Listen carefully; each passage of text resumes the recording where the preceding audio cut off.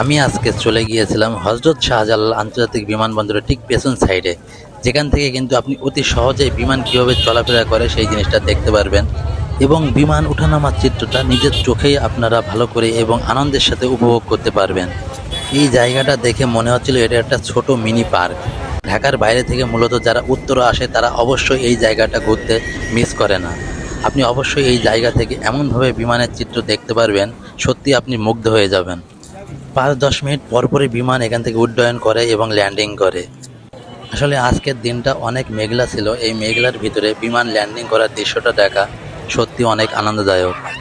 এখানে অনেক মানুষের ভিড় জমেছে শুধুমাত্র বিমান ল্যান্ডিং দেখার জন্য। অবশ্যই আপনারাও সাথে থাকুন, বিমান ল্যান্ডিং দেখতে পারবেন।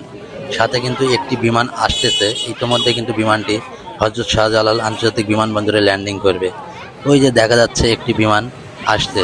আসলে যারা প্রথম বিমান দেখে এবং ল্যান্ডিং করে এই চিত্র দেখে তারা আসলেই মনোমুগ্ধ করে এই পরিবেশ পেয়ে অতি আনন্দিত হয়ে যায়। আর ঠিক এটা হলো বিমান, আপনারা দেখতে পাচ্ছেন এটা হলো উড্ডয়নের চিত্র। বিমান এখান থেকে ঘুরে এসে সোজাসুজি কিন্তু তারা বিমান যেদিকে ল্যান্ডিং করে তার উল্টা দিকে বিমান সোজাসুজি উড্ডয়ন করে। এই যে আপনারা দেখতে পাচ্ছেন যে সচরেই দেখতে পাচ্ছেন যে বিমানটি কিন্তু উড্ডয়নের জন্য রেডি হচ্ছে।